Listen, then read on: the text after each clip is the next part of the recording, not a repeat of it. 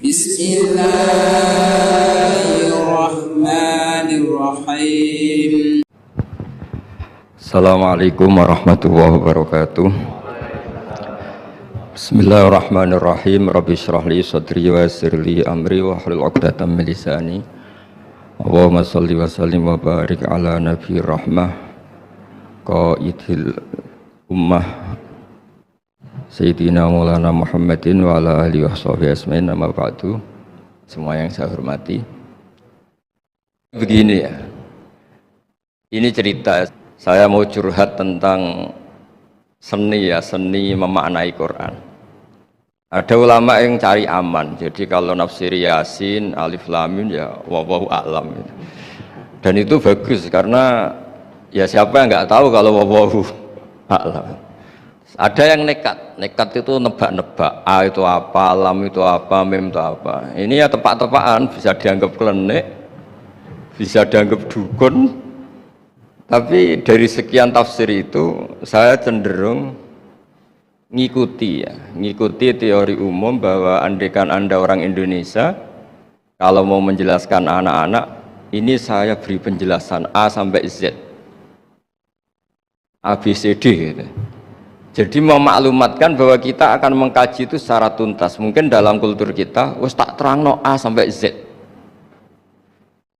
wis tak delok mulai rambut sampai sikil, sudah saya lihat mulai rambut sampai kaki. Nah, jadi itu ibaratun anil idah bikullil wuduh. Jadi itu dianggap penjelasan yang begitu detail, sehingga Alif Lam Mim itu ya dianggap kayak pokoknya Quran ini menjelaskan ABCD.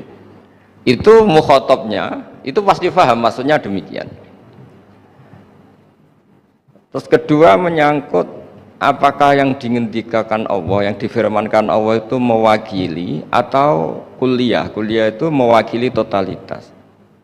Misalnya begini, kalau kita nikah sama perempuan, misalnya namanya Sri gitu, bisa saja punya adik namanya Dwi atau punya mbak namanya Dwi.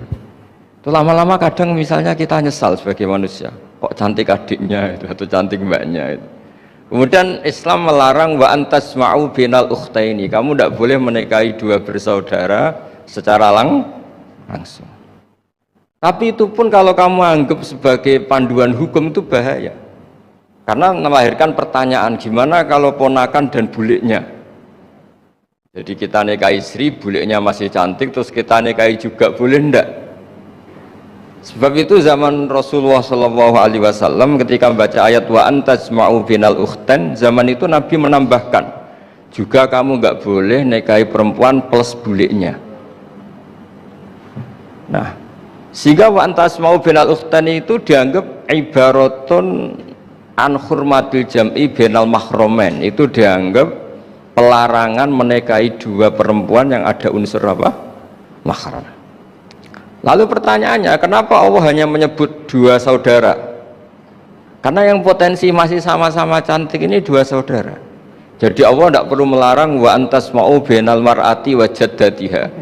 Karena kalau itu kan orang-orang agak-agak waras kan kira-kira gitu. Masa tertarik cucunya karena umur 17 juga tertarik mbahnya yang 80 tahun. Kira-kira tidak usah dilarang juga nggak kepikiran kan gitu. Tapi kalau saudara kan kepikiran. Makanya banyak kalau mbaknya mati, wong Jawa itu ngeduni, mbaknya meninggal terus nikah adiknya. Kadang adiknya meninggal juga nikah adiknya lagi. Itu kalau orang tuanya masih nekat bisa habis anaknya.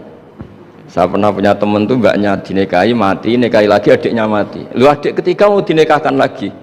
Saya tantang itu habis anak kamu kalau gitu.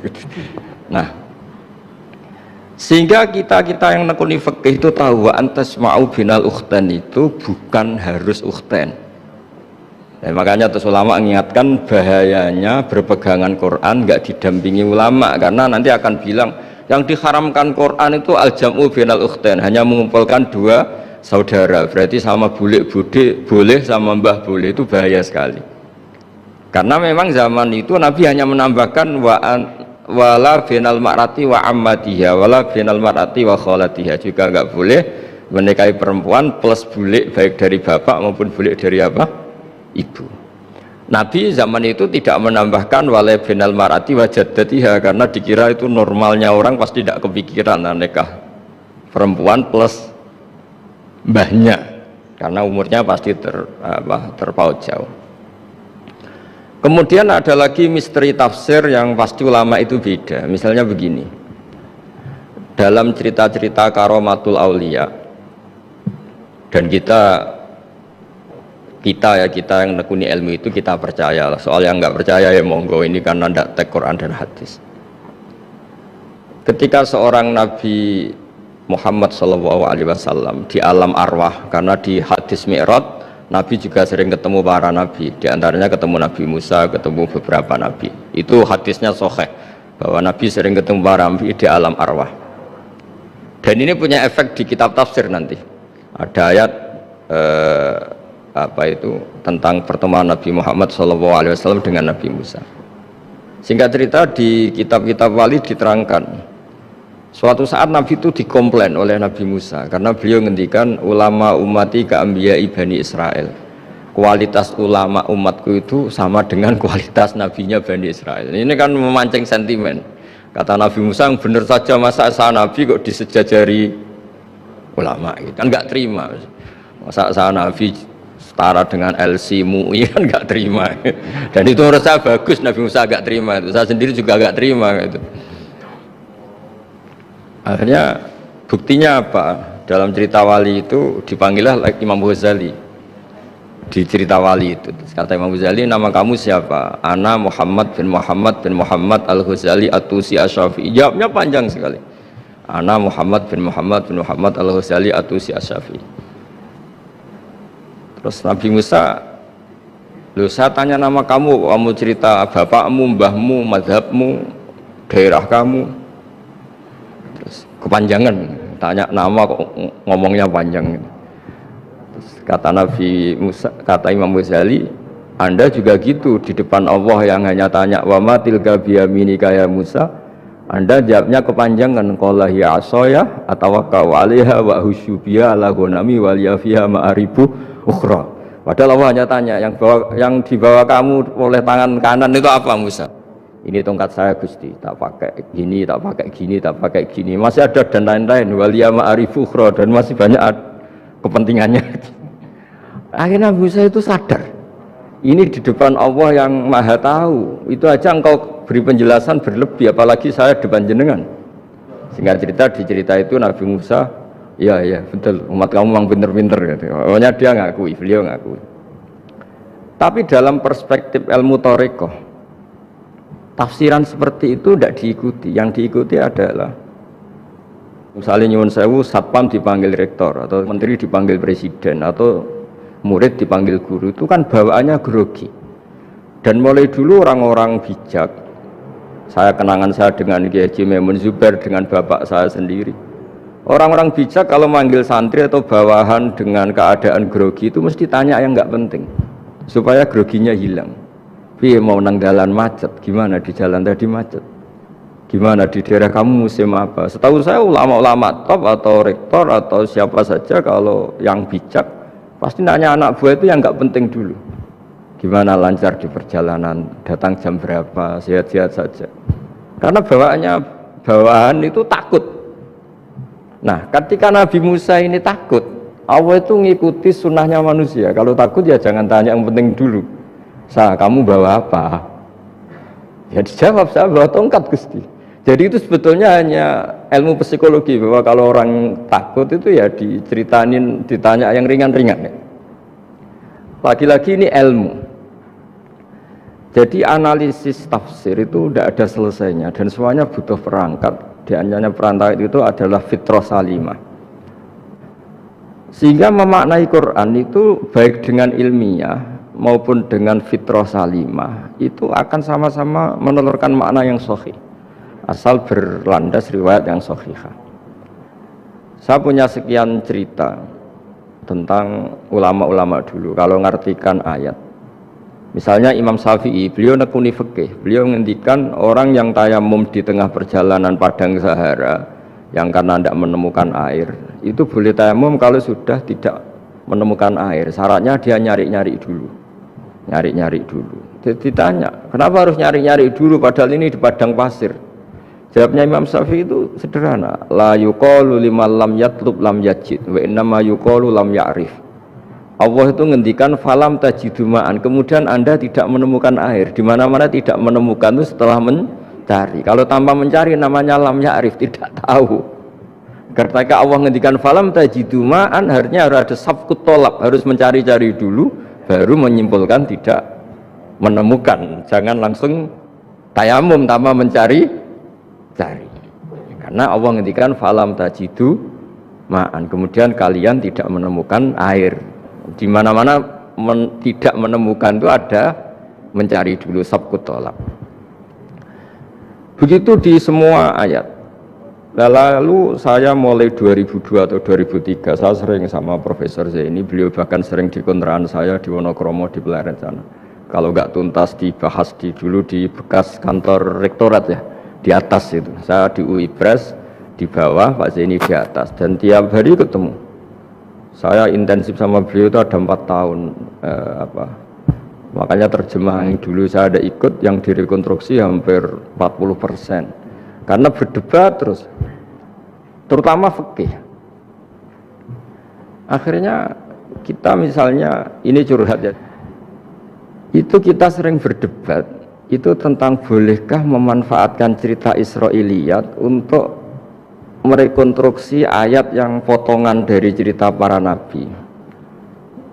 Misalnya tahu-tahu kita ada cerita wahal ataka naba'ul khosmi istasawwarul mihrab istakhalu ala Dawud fafazi'a minhum. Kata fazi'a itu maknanya kaget.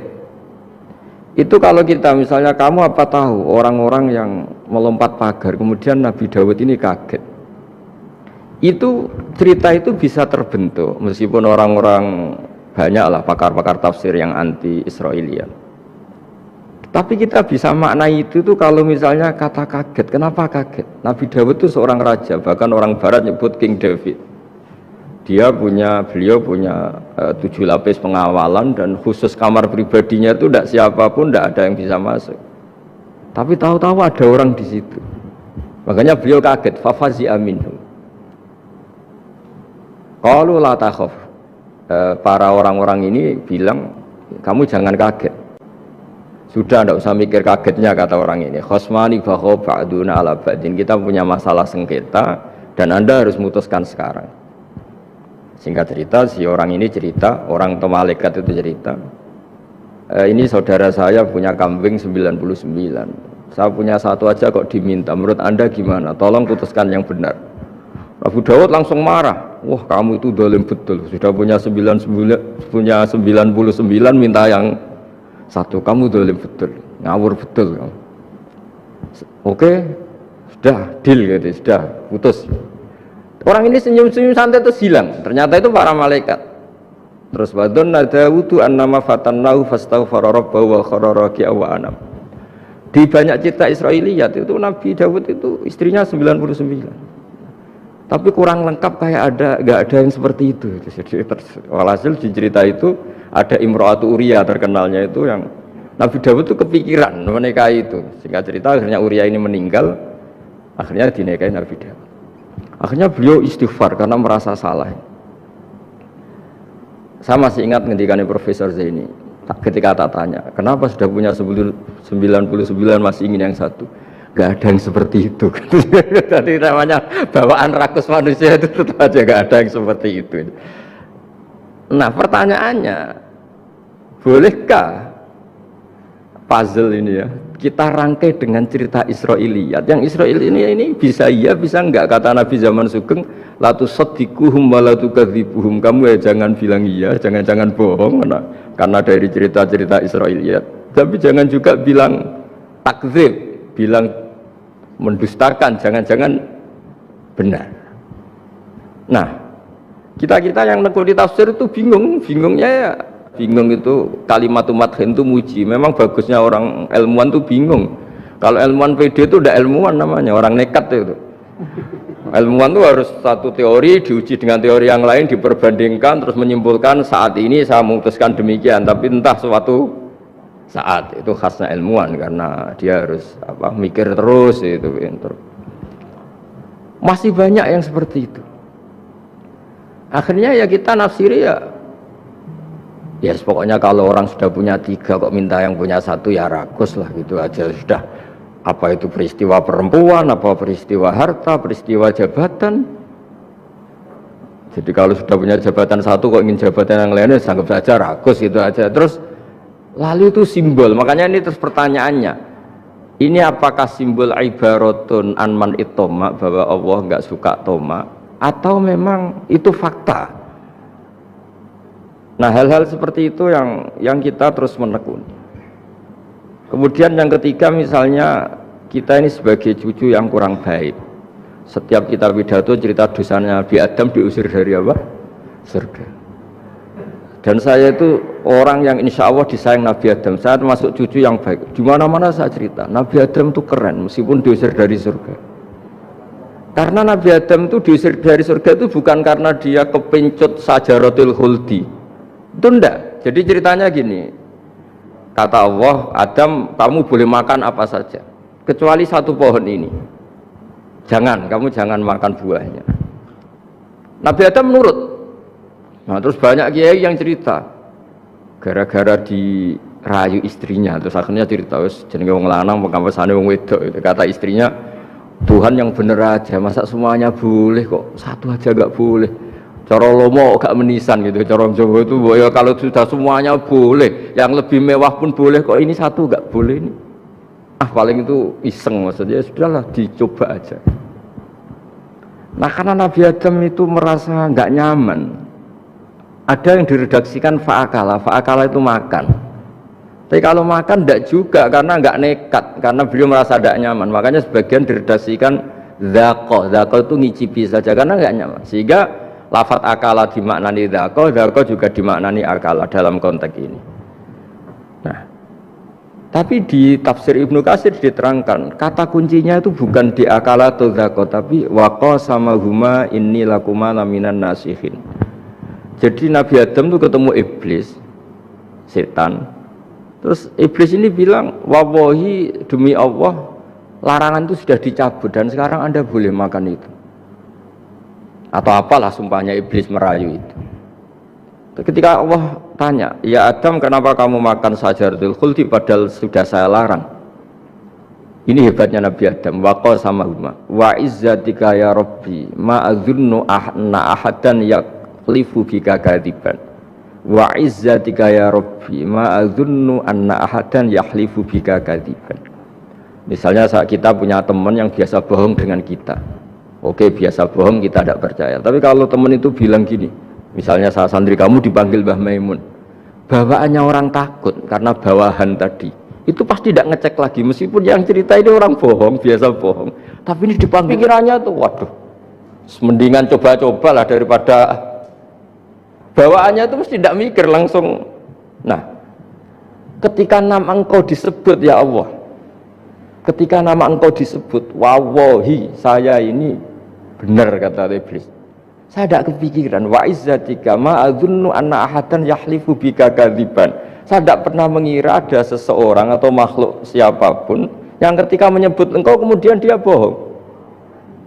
Mencatut nama presiden itu buat orang fasik kan ya takut, orang nakal pun takut, apalagi ini nyatut nama Allah. Ini Allah sudah bilang kamu boleh makan ini. Barokahnya jawaban itu sumastabahu rabbuhu fataba ali wahada. Nabi Adam saat itu juga jadi al-mujtaba, dia orang pilihan. Ini saya termasuk cucu yang baik karena meneruskan cerita sampai sempurna ini. Jadi mohon para kiai, para balik yang cerita Nabi Adam dosa itu mohon tobatlah, kasihan tuh mbah kita cerita tentang dosa nih, dosa kalah beung wedok semacam-macam lah, itu kasihan. Bacanya harus urut. Wa asa adamu rabbahu faghwa, tapi tsumma jtabahu rabbuhu fataba alaihi wahda. Jadi lengkap lah, jangan cerita dosanya tok terus disimpulkan mbah kita aja dosa, apalagi kita sudah salah ngambil dalil dipakai justifikasi gitu. Nah, hal-hal seperti ini itu kita sering debat sama Pak Zaini, ya debat-debat ilmiah, karena kita yang ada ayat potongan-potongan tadi itu tidak bisa merangkai kalau tanpa memanfaatkan dengan tanda petik itu dengan tanda kutip itu memanfaatkan kisah-kisah Israiliyah karena bawaannya ini panjang. Saya beri contoh lagi, qala bal sawatat lakum anfusukum, misalnya Nabi siapa bawaannya, Nabi Ayub, Nabi Yusuf, Nabi Yakub.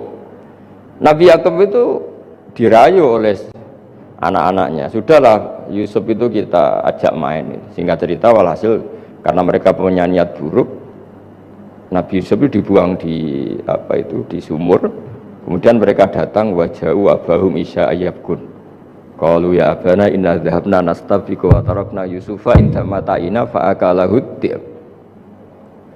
Ya kita ini main, Bah, tapi ketika di hutan kemudian Yusuf dimakan serigala. Dan mereka pura-pura nangis. Waja'u abahum isya ayyabkun, dia datang pura-pura nangis. Dan terus abahnya bilang, wah ini rekayasa kamu.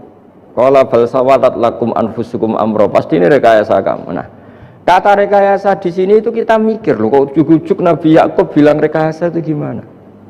Tapi barokahnya konstruksi cerita-cerita tadi kita tahu. Yaitu tadi nggak ada kejahatan yang apa? Sempurna. Terus mereka kan latohu saubahu bidamin. Mereka itu melumuri bajunya Nabi Yusuf dengan apa? Darah, seakan-akan Nabi Yusuf itu dimakan apa?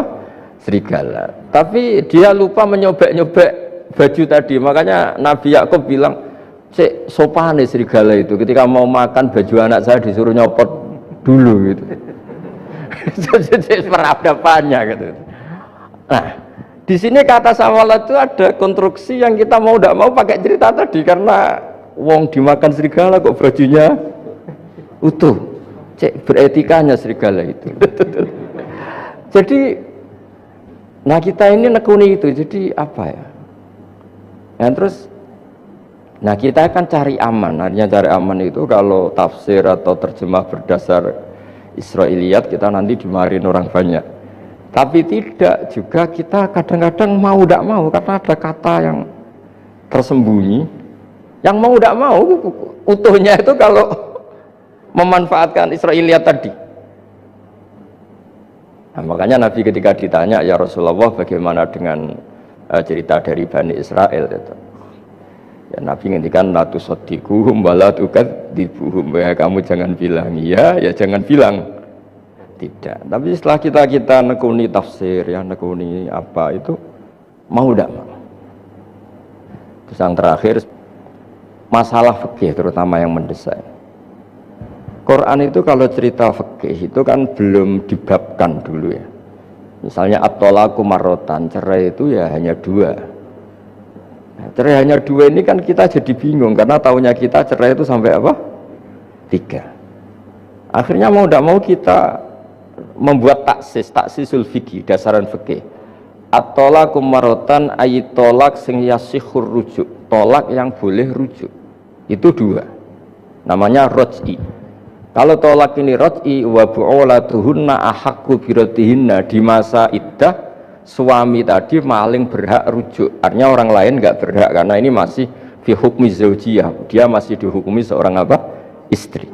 Nah, baru fa in talaqaha fala tahillu lahu min ba'du hatta tankiha zaujan ghairah. Ini yang terus kemudian orang fikih menyebut tolak bain, yang kalau itu terjadi si istri ini tidak halal bagi mantan zaujnya kecuali sudah dirasakan orang apa? Lain.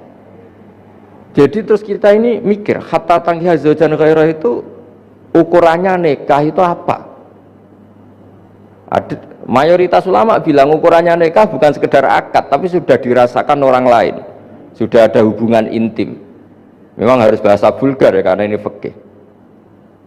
Ben kapok cara Jawa, oleh nalak tenanan jebule ape balik bojone dirasakno wong liya. Kadang mukhalil ini kebablasan enggak mau ngelepas. Padahal dia kadang mukhalil order, tapi kalau cantik terus menarik kan dia enggak mau lepas.